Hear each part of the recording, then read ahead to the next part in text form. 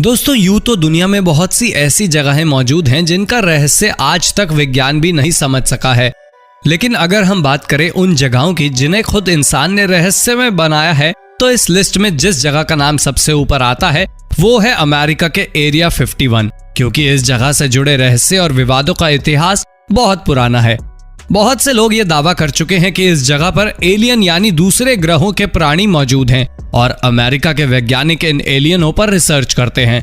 इसीलिए आज the popcorn time के जबरदस्त वीडियो में हम आपको एरिया 51 और उससे जुड़े विवादों के बारे में पूरी जानकारी देंगे। साथ ही आपको कुछ ऐसे फैक्ट्स के बारे में भी बताएंगे जो ये साबित करते हैं कि एरिया 51 में कुछ तो गड़बड़ जरूर है। इसीलिए बिना स्किप किए इस वीडियो को अंत तक जरूर देखिएगा। दोस्तों, एरिया 51 नाम की ये जगह दुनिया की सबसे ज्यादा रहस्यमय जगहों में से एक मानी जाती है, क्योंकि ये एक ऐसी जगह है जो हमेशा चर्चाओं और विवादों में ही रहती है। वैसे आपको बता दें कि ये जगह अमेरिका के नेवाडा राज्य में लास वेगास शहर के उत्तर पश्चिम दिशा में 80 मील की दूरी पर स्थित है। ये जगह इतनी खास है कि अगर आप इसको गूगल मैप पर भी सर्च करने का प्रयास करेंगे तो ये आपको कहीं नहीं मिलेगी। इसके साथ ही ना तो इस जगह पर किसी व्यक्ति को जाने की इजाजत है और ना ही कोई ड्रोन वगैरह उड़ाने की। यहाँ तक कि इस जगह के ऊपर किसी विमान को भी उड़ने की अनुमति नहीं है। ये सभी बातें साफ इशारा करती है कि इस जगह जरूर कुछ ऐसा है जो अमेरिका सरकार दुनिया से छिपाने का प्रयास कर रही है। अमेरिकी सरकार की अगर माने तो उनका कहना है कि इस जगह पर एक स्पेशल एयरबेस बना हुआ है, जहां नए नए लड़ाकू विमानों की टेस्टिंग और मिलिट्री के कुछ सीक्रेट मिशंस को अंजाम दिया जाता है।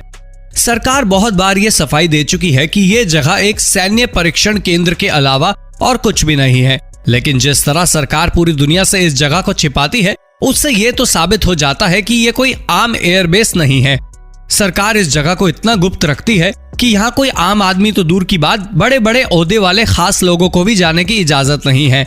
चलिए दोस्तों, अब आपको कुछ ऐसी घटनाओं के बारे में बताते हैं जिनमें ये दावे किए गए कि एरिया 51 नाम की ये जगह कोई एयरफोर्स फैसिलिटी नहीं बल्कि एलियनों का एक अड्डा है। सबसे पहले बात करते हैं 1947 में घटित हुए रोसवेल यूएफओ इंसिडेंट के बारे में। यह इतिहास की पहली ऐसी घटना थी जो एरिया 51 को सुर्खियों में लेकर आई थी। दरअसल हुआ ये कि 8 जुलाई 1947 को एक अखबार में यह खबर छपी कि न्यू मैक्सिको के अंदर एक यूएफओ क्रैश हुआ है। इस खबर के बाहर आने के बाद चारों तरफ हंगामा मच गया और लोग तरह तरह की बातें करने लगे। लेकिन असली विवाद तब शुरू हुआ जब इस मामले की जांच करने वाले एक ऑफिसर वॉल्टर हॉट का निधन हो गया।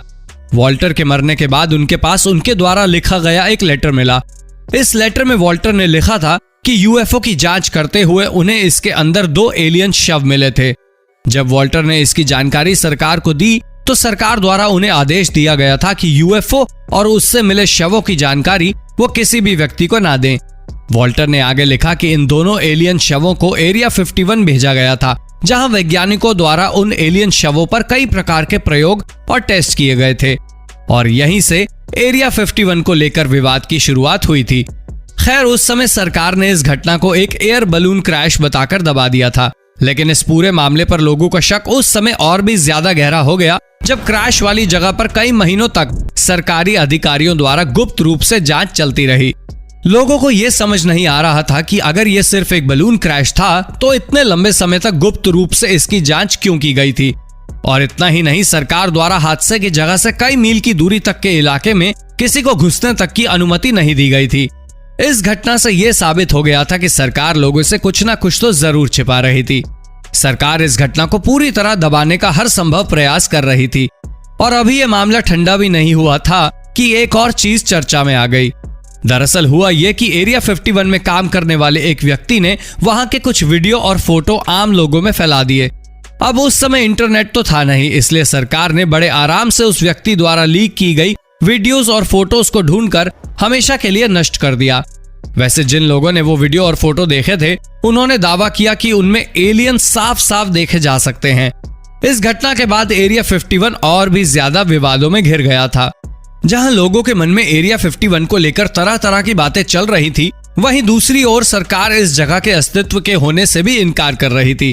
साल 1955 में सरकार ने पहली बार इस बात को स्वीकार किया था कि एरिया 51 नाम की जगह सच में मौजूद है।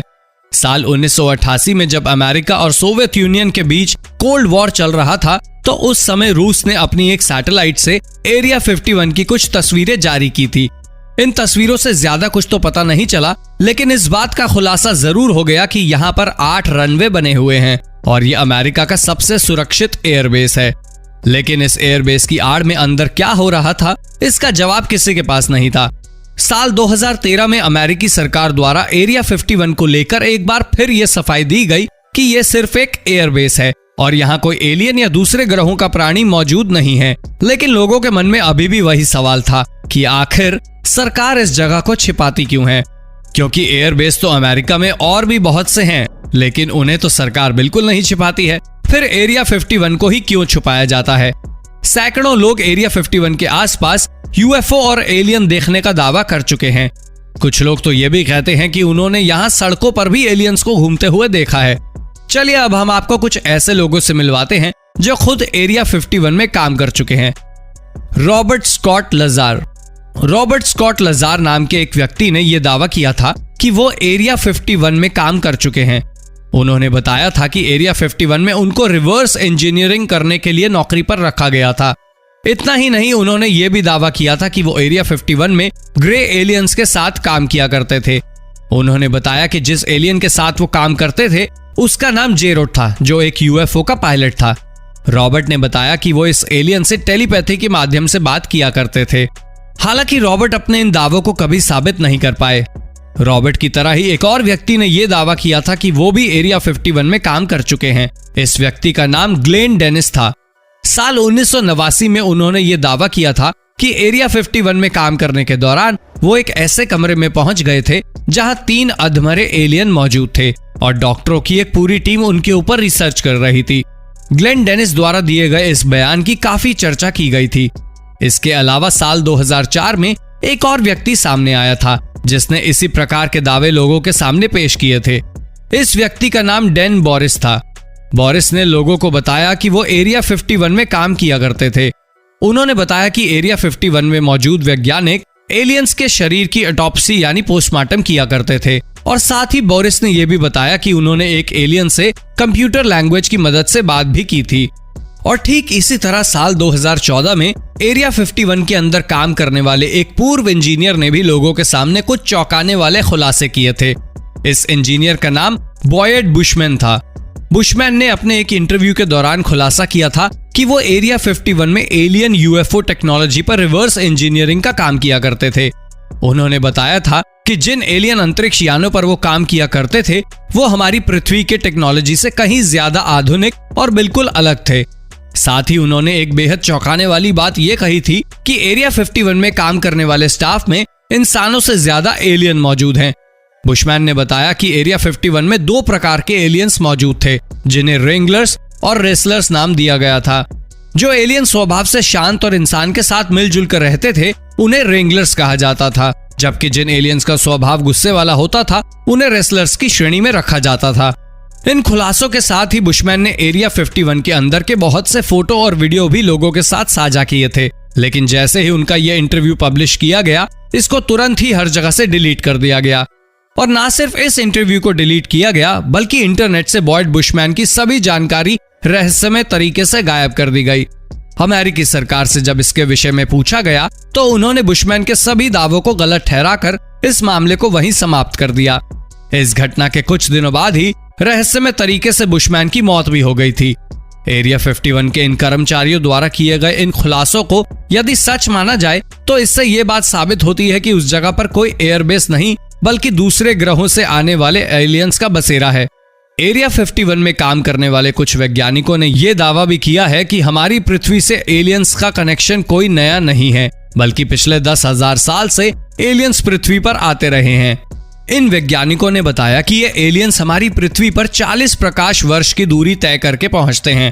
इन एलियंस के पास ऐसी टेक्नोलॉजी मौजूद है जिससे इन्हें पृथ्वी पर पहुंचने में सिर्फ 2 घंटे का समय लगता है। कुछ लोग तो ये भी दावा करते हैं कि एरिया 51 में एक ऐसी मशीन मौजूद है जिसकी मदद से टाइम ट्रेवल यानी समय में यात्रा की जा सकती है, लेकिन कोई भी व्यक्ति एरिया 51 के बारे में किए गए अपने किसी भी दावे को आज तक साबित नहीं कर पाया है। बहुत से लोग एरिया 51 का सच जानने के लिए वहां जाने का प्रयास करते हैं, लेकिन सरकार द्वारा इसके लिए बहुत सख्त नियम बनाए गए हैं। जिसके कारण कोई भी व्यक्ति वहां नहीं पहुंच पाता है। ऐसे में सवाल यही उठता है कि आखिर इतने कड़े नियम बनाने का मतलब क्या है। वैसे दोस्तों, आपको क्या लगता है कि एरिया 51 कोई एयरबेस है या फिर सच में कोई एलियंस का अड्डा है? अपनी राय हमें कमेंट करके जरूर बताइएगा। तो दोस्तों, हमारी आज की इस वीडियो में बस इतना ही। आपको ये वीडियो कैसी लगी हमें कमेंट करके जरूर बताइए। वीडियो अच्छी लगी हो तो वीडियो को लाइक और शेयर जरूर करना। हम ऐसी ही रोमांचक वीडियो आपके लिए हर रोज लेकर आते हैं।